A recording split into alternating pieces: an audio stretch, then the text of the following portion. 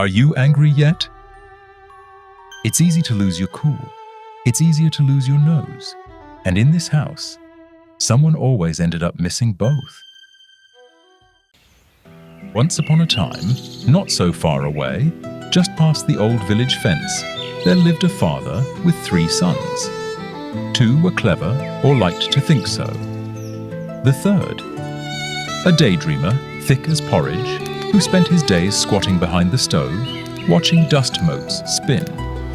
One morning, the eldest stuffed his bag full of his mother's pancakes and set off for work in the nearest village. There, he found a master with a sly glint in his eye, and together they struck a curious bargain.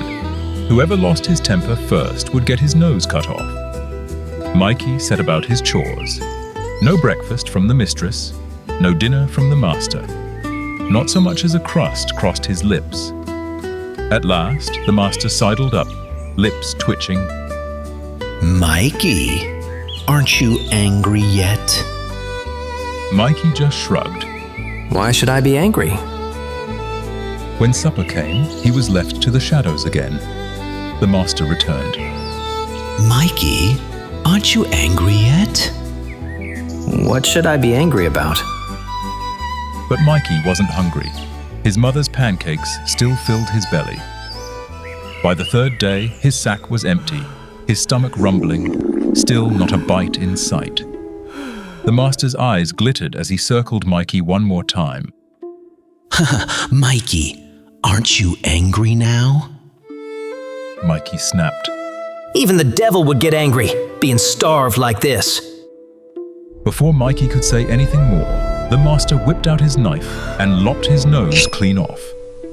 Mikey grabbed his bag and ran home, blood gushing, noseless and red-faced, howling to his father and brothers about the stingy master who'd sooner trade bread for a nose than feed a worker.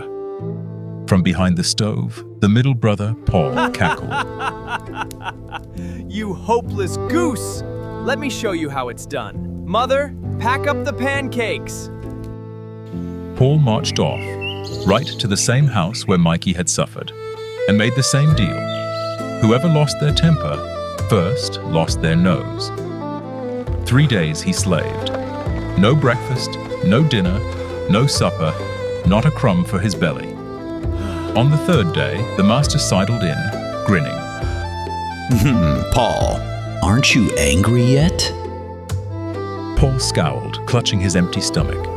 Any devil would be angry. My belly's stuck to my backbone. Before he could take another breath, out came the knife. Off came his nose. Paul stomped home, hand clamped to his face, yelling at Mikey. That was a sorry feast, brother. My nose is with the devil now. From behind the stove, Adam piped up, voice full of mockery. You two bird brains, watch me. I'll show you how a real nose is earned. Adam stuffed his sack with pancakes and set off whistling. Straight to the very same master, same deal. First to get angry, first to lose his nose. But Adam was no simpleton. Every day he worked, not for food, but for fun. Every grain of wheat he threshed, he'd bet away at the inn. The master began to notice the grain vanishing. Adam just smiled to himself. Each evening, the master watched Adam with rising anxiety as the grain dwindled by the day. Never wanting to risk his nose, he put on his best forced smile. And every night, Adam would stroll up, sack over his shoulder, and ask with innocent eyes, Master, are you angry? Why would I be angry? The master replied, though his teeth clenched. So it went, Adam threshing, gambling, hauling grain to the inn. The master always careful, never once admitting to anger, desperate to keep his nose. Eventually, Adam gave up on threshing altogether. He just stole off to the tavern, arms full of the master's grain. Grain was missing, tempers frayed, and soon enough, the master and mistress decided to leave Adam at home, unsupervised for once. Adam waited till the master and mistress had gone to market.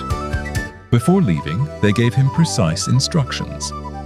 Slaughter the first sheep that looks at you when you walk into the pen. Cook it up for supper and make sure to add plenty of parsley. And the boy has been unruly. Make sure you cure him properly. Adam burst into the sheep pen with such racket that every sheep stared, wide-eyed. So Adam, in true simpleton logic, slaughtered them all. He cleaned and stewed one sheep. Then he remembered the soup needed seasoning.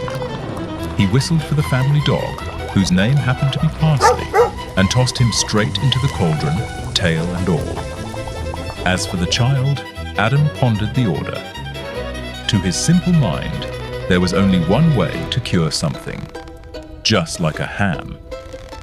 So, ignoring the boy's protests, he trussed him up tight like a sausage and hung him high inside the sooty chimney to smoke.